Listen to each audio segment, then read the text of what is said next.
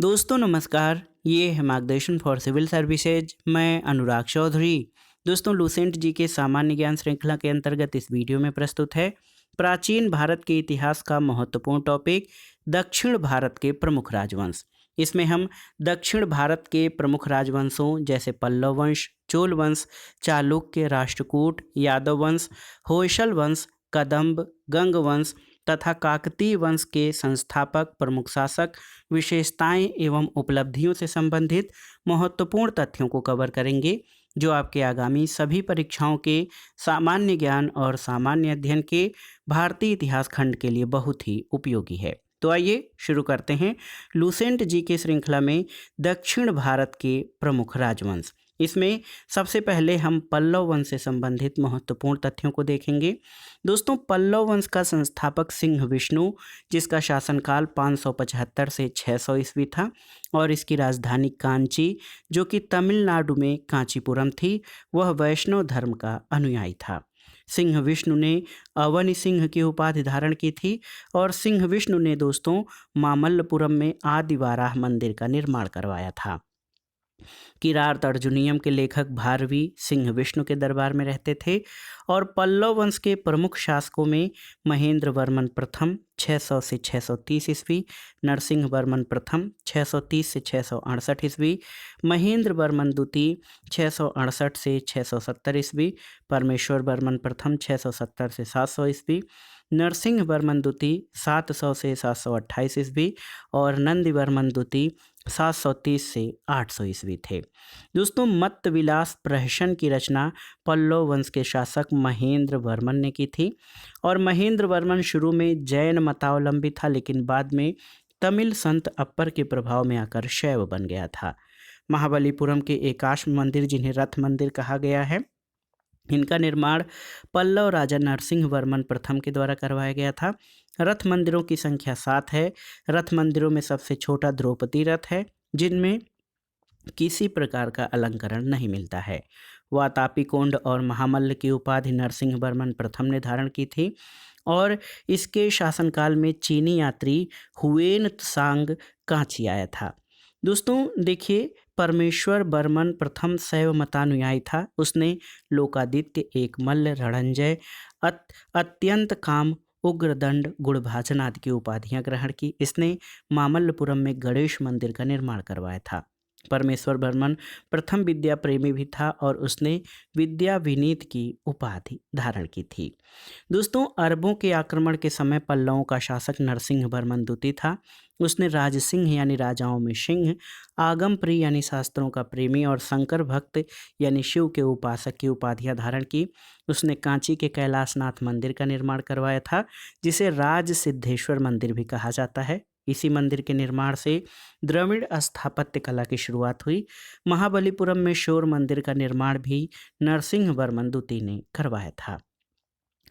दोस्तों कांची के कैलाशनाथ मंदिर में पल्लव राजों और रानियों की आदमकद तस्वीरें लगी हैं। दश कुमार चरित के लेखक दंडी नरसिंह वर्मन द्वितीय के दरबार में रहते थे। कांची के मुक्तेश्वर मंदिर और बैकुंठ पेरुमाल मंदिर का निर्माण नंदीवर्मन द्वितीय ने कराया था और प्रसिद्ध वैष्णव संत तिरुमंगई अलवार नंदीवर्मन द्वितीय के समकालीन थे। नंदीवर्मन तृतीय शैव मतानुयायी था। उसकी राजभाषा में राजसभा में तमिल भाषा का प्रसिद्ध कवि संत पेरुंदेवनार निवास करता था, जिसने भारत बेड़वा नामक ग्रंथ की रचना की है। दोस्तों पल्लव वंश का अंतिम शासक कंप वर्मा था, जिसका शासनकाल 948 से 980 ईस्वी था। पल्लव वंश के बाद आइए चोल वंश के बारे में जानते हैं। तो 9वीं शताब्दी में चोल वंश पल्लवों के ध्वंसावशेष पर स्थापित हुआ। इस वंश के संस्थापक विजयालय, जिसका शासनकाल 850 से 887 ईस्वी था, जिसकी राजधानी तंजौर या तंजाउर थी। तंजाउर का वास्तुकार कुंजर मल्लन राजराज पेरू थच्चन था। विजयालय ने नर केसरी की उपाधि धारण की और निशुंभ सूदनी देवी का मंदिर बनवाया। चोलों का स्वतंत्र राज्य आदित्य प्रथम ने स्थापित किया और पल्लवों पर विजय पाने के उपरांत आदित्य प्रथम ने कोदंड राम की उपाधि धारण की थी। तक्कोलम के युद्ध में राष्ट्रकूट नरेश तृतीय कृष्ण तृतीय ने परांतक प्रथम को पराजित किया था और इस युद्ध में परांतक प्रथम का बड़ा लड़का राजादित्य मारा गया था। राजराज प्रथम ने श्रीलंका पर आक्रमण किया। वहां के राजा महिम पंचम को भागकर श्रीलंका के दक्षिण जिला रोहण में शरण लेनी पड़ी थी। राजराज प्रथम श्रीलंका के विजित प्रदेशों को चोल साम्राज्य का एक नया प्रांत मुंडिचोल मंगलम, जिसकी राजधानी पोलन्नरुआ था, बनाया। राजराज प्रथम शैव धर्म का अनुयायी था। इसने तंजौर में राजराजेश्वर का शिव मंदिर बनवाया था। दोस्तों, चोल साम्राज्य का सर्वाधिक विस्तार राजेंद्र प्रथम के शासनकाल में हुआ था और बंगाल के पाल शासक महिपाल को पराजित करने के बाद राजेंद्र प्रथम ने गंगैकोंड चोल की उपाधि धारण की और नवीन राजधानी गंगैकोंड चोलपुरम के निकट चोल गंगम नामक विशाल तालाब का निर्माण करवाया था। चोल काल में भूमि के प्रकार देख लेते हैं तो इसमें देखिए, वेल्लन वगाई जो कि गैर ब्राह्मण किसान स्वामी की भूमि होती थी, ब्रह्मदे ब्राह्मणों को उपहार में दी गई भूमि, शाला भोग किसी विश्वविद्यालय या विद्यालय के रखरखाव की भूमि, देवदान या तिरुटक्कनी ये मंदिर को उपहार में दी गई भूमि, पल्लीचद्दम ये जैन संस्थानों को दान में दी गई भूमि और दोस्तों गजनी का सुल्तान महमूद जो है ये राजेंद्र प्रथम का समकालीन था। राजेंद्र द्वितीय ने प्रकेशरी की और वीर राजेंद्र ने राजकेशरी की उपाधि धारण की। चोल वंश का अंतिम राजा राजेंद्र तृतीय था। दोस्तों, चोलों और पश्चिमी चालुक्य के बीच शांति स्थापित करने में गोवा के कदम्ब शासक जयकेश प्रथम ने मध्यस्थ की भूमिका निभाई थी और विक्रम चोल अभाव और अकाल से त्रस्त गरीब जनता से राजस्व वसूल कर चिदम्बरम मंदिर का विस्तार करवा रहा था। कोलोतुंग द्वितीय, दोस्तों बहुत ही महत्वपूर्ण है, कोलोतुंग द्वितीय ने चिदम्बरम मंदिर में स्थित गोविंदराज यानी विष्णु की मूर्ति को समुद्र में फेंकवा दिया। कालांतर में वैष्णव आचार्य रामानुजाचार्य ने उक्त मूर्ति का पुनरुद्धार किया और उसे तिरुपति के मंदिर में प्राण प्रतिष्ठित किया। चोल प्रशासन में भाग लेने वाले उच्च पदाधिकारियों को पेरुंदरम और निम्न श्रेणी के पदाधिकारियों को शेरुंदरन कहा जाता था। लेखों में कुछ उच्चाधिकारियों को उडनकूटम कहा गया है, जिसका अर्थ है सदा राजा के पास रहने वाला अधिकारी। दोस्तों, संपूर्ण चोल साम्राज्य 6 मंडलम यानी प्रांतों में विभाजित था। मंडलम कोट्टम में, कोट्टम नाडु में और नाडु कई गांवों यानी कुर्रमों में विभाजित था। नाडु की स्थानीय सभा को नाटोर और नगर की स्थानीय सभा को नगरतार कहा जाता था। दोस्तों, बिल्लाल जाति के धनी किसानों को केंद्रीय सरकार की देखरेख में नाडु के कामकाज में अच्छा खासा नियंत्रण हासिल था। उनमें से कई धनी भूस्वामियों को चोल राजाओं के सम्मान के रूप में मुवेद वेलन यानी 3 राजाओं को अपनी सेवाएं प्रदान करने वाला वेलन या किसान, अरैयार, प्रधान जैसी उपाधियां उन्हें केंद्र में महत्वपूर्ण राज की पद सौंपे गए थे।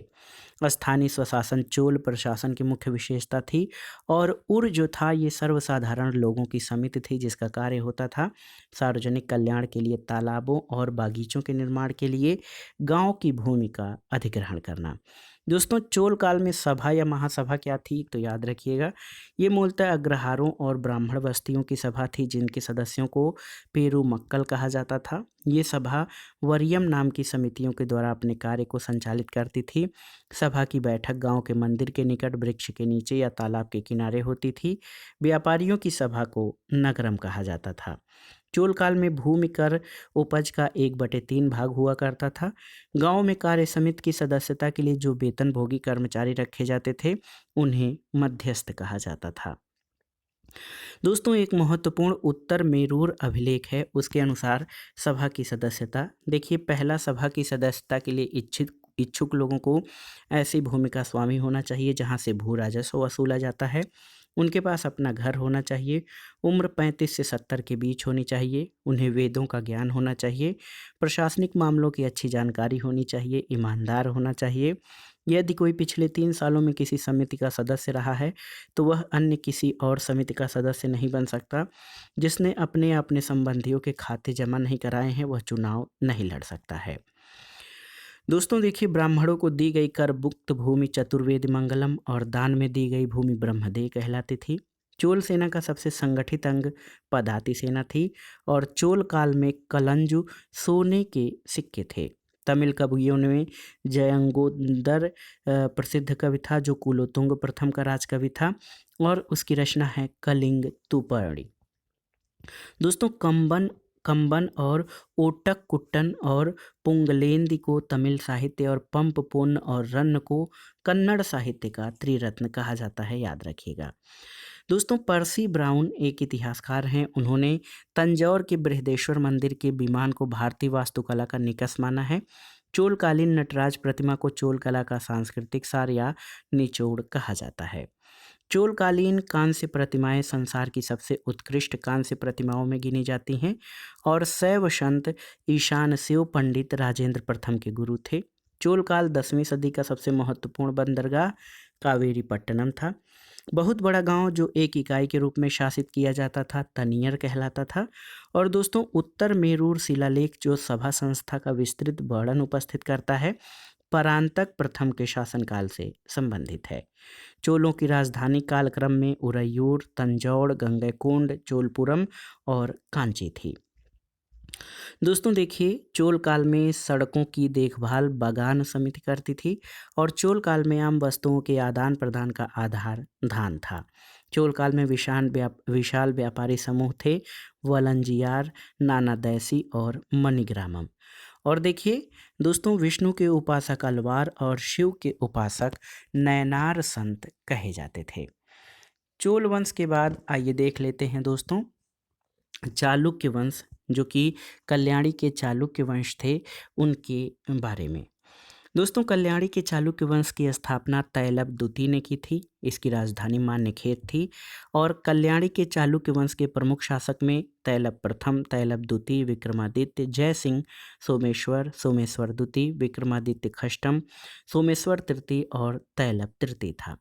सोमेश्वर प्रथम ने मान्यखेट से राजधानी हटाकर कल्याणी जो कि कर्नाटक में था इसको बनाया और इस वंश का सबसे प्रतापी शासक विक्रमादित्य खष्टम था। दोस्तों बिल्हड़ और विज्ञानेश्वर विक्रमादित्य खष्टम के दरबार में रहते थे और मिताक्षरा जो कि हिंदू विधि ग्रंथ है याज्ञवल्क्य स्मृति की व्याख्या पर आधारित है, इस ग्रंथ की रचना महान विधिवेत्ता विज्ञानेश्वर ने की थी। विक्रमांक देवचरित की रचना बिल्हड़ ने की थी और इसमें विक्रमादित्य खष्टम के जीवन पर प्रकाश डाला गया है।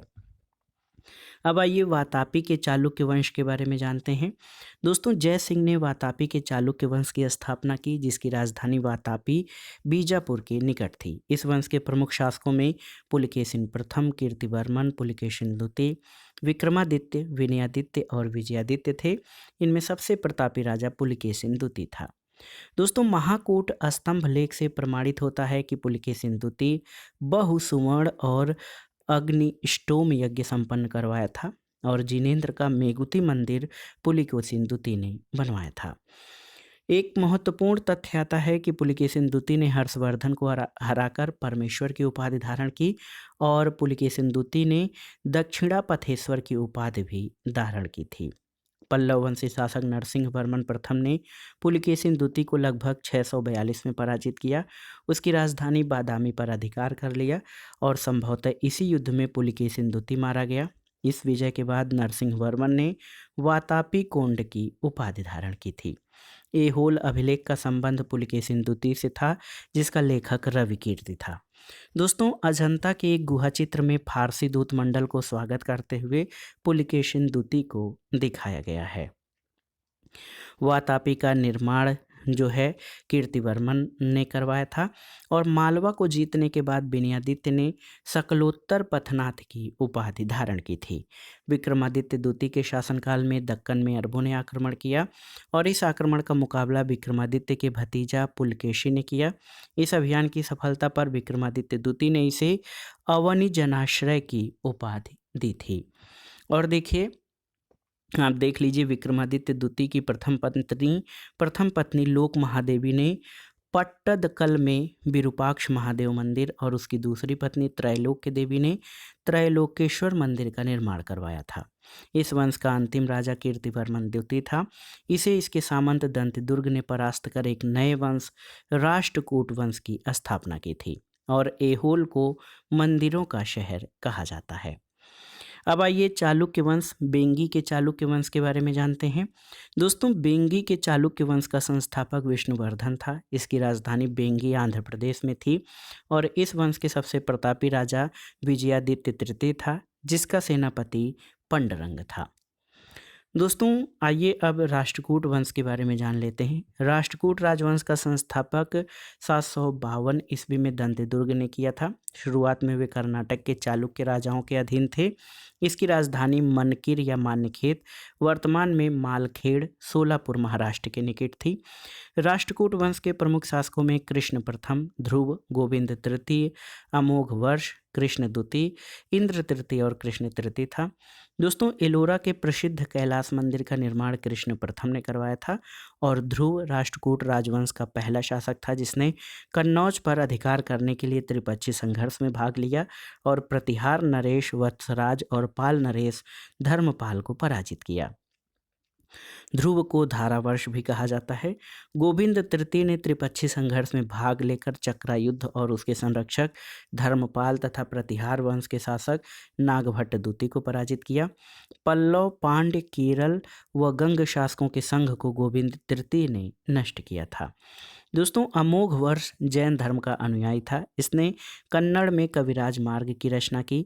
आदि पुराण और त्रिषष्टि लक्षण महापुराण के रचनाकार जिनसेन, गणित सार संग्रह के लेखक महावीराचार्य और अमोघ वृत्ति के लेखक सत्तायना अमोघ वर्ष के दरबार में रहते थे।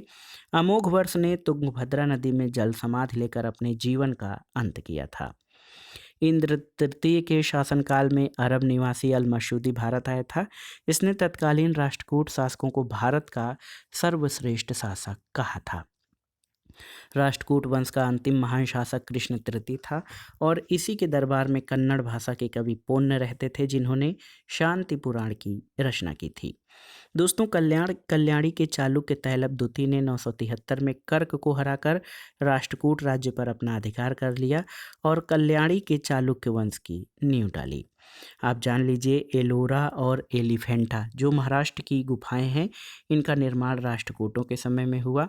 एलोरा में 34 शैलकृत गुफाएं हैं। इनमें 1 से 12 तक बौद्धों से, 13 से 29 तक हिंदुओं से और 30 से 34 तक जैनों की गुफाएं हैं। बौद्ध गुफाओं में सबसे प्रसिद्ध विश्वकर्मा गुफा संख्या 10 है। इसमें एक चैत्य है, वहाँ पर 2 मंजिली और 3 मंजिली गुफाएं भी हैं, जिन्हें 2 थल तथा 3 थल नाम दिया गया है। एलोरा की गुफा 15 में विष्णु को नरसिंह अर्थात पुरुष सिंह के रूप में दिखाया गया है। दोस्तों एलोरा गुफाओं का सर्वप्रथम उल्लेख फ्रांसीसी यात्री थेविनेट ने 17वीं शताब्दी में किया था। राष्ट्रकूट शैव, वैष्णव, शाक्त संप्रदायों के साथ जैन धर्म के भी उपासक थे और राष्ट्रकूटों ने अपने राज्य में मुसलमान व्यापारियों को बसने और इस्लाम के प्रचार की स्वीकृति भी दी थी। राष्ट्रकूट के बाद आइए यादव वंश के बारे में जानते हैं। दोस्तों देवगिरी के यादव वंश की स्थापना भिल्लम पंचम ने की। इसकी राजधानी देवगिरी थी। इस वंश का सबसे प्रतापी राजा सिंधड़ 1210 से 1246 ईस्वी था और इस वंश का अंतिम स्वतंत्र शासक रामचंद्र था, जिसने अलाउद्दीन के सेनापति मलिक काफूर के सामने आत्मसमर्पण किया था। संगीत शास्त्री सारंग देव राजा सिंधन के दरबारी थे, जिन्होंने संगीत रत्नाकर नामक ग्रंथ की रचना की थी। अब आइए देखते हैं दोस्तों होयसल वंश से संबंधित महत्वपूर्ण प्रश्नों को। तो द्वार समुद्र के होयसल वंश की स्थापना विष्णुवर्धन ने की थी। होयसल वंश यादव वंश की एक शाखा थी और वेलूर में चिन्ना केशव मंदिर का निर्माण विष्णुवर्धन ने 1117 ईस्वी में किया था। होयसल वंश का अंतिम शासक बीरबल्लाल तृतीय था, जिसे मलिक काफूर ने हराया था और होयसल वंश की राजधानी द्वार समुद्र आधुनिक हेलेवीड था। इसके बाद एक कदम्ब वंश है। कदम्ब वंश की स्थापना मयूर शर्मन ने की थी और कदम्ब वंश की राजधानी बनवासी थी। गंग वंश, तो दोस्तों गंग वंश का संस्थापक वज्रहस्त पंचम था। अभिलेखों के अनुसार गंग वंश के प्रथम शासक कोंकणी वर्मा था। गंगों की प्रारंभिक राजधानी कुवलाल जो कि कोलर थी, जो बाद में तलकाड हो गई, और दत्तक सूत्र पर टीका लिखने वाला गंग शासक माधव प्रथम था। अब आइए दक्षिण भारत के प्रमुख वंशों के अंतर्गत लास्ट में काकतीय वंश के बारे में जान लेते हैं। दोस्तों, काकतीय वंश का संस्थापक बीटा प्रथम था, जिसने नलगोंडा हैदराबाद में एक छोटे से राज्य का गठन किया, जिसकी राजधानी अम्मकुंड थी। इस वंश का सबसे शक्तिशाली शासक गणपति था। रुद्रमा देवी गणपति की बेटी थी, जिसने रुद्रदेव महाराज का नाम ग्रहण किया, जिसने 35 वर्ष तक शासन किया था। गणपति ने अपनी राजधानी वारंगल में स्थानांतरित कर ली थी और इस वंश का अंतिम शासक प्रतापरुद्र 1295 से 1323 ईस्वी था। तो दोस्तों, ये था आज का वीडियो। लुसेंट जीके के अंतर्गत आपने दक्षिण भारत के प्रमुख राजवंशों पल्लव वंश, चोल वंश, चालुक्य, राष्ट्रकूट, यादव वंश, होयसल वंश, कदम्ब, गंग वंश और काकतीय वंश के संबंध में पढ़ा। और यहाँ से सभी परीक्षाओं में प्रश्न अवश्य ही पूछे जाते हैं, इसलिए इस टॉपिक को आप अच्छे से तैयार कर लीजिए। वीडियो आपको कैसा लगा हमें कमेंट बॉक्स में ज़रूर बताइएगा। वीडियो को लाइक करें, शेयर करें और इस चैनल मार्गदर्शन फॉर सिविल सर्विसेज को सब्सक्राइब करें। वीडियो देखने के लिए धन्यवाद दोस्तों। नमस्कार।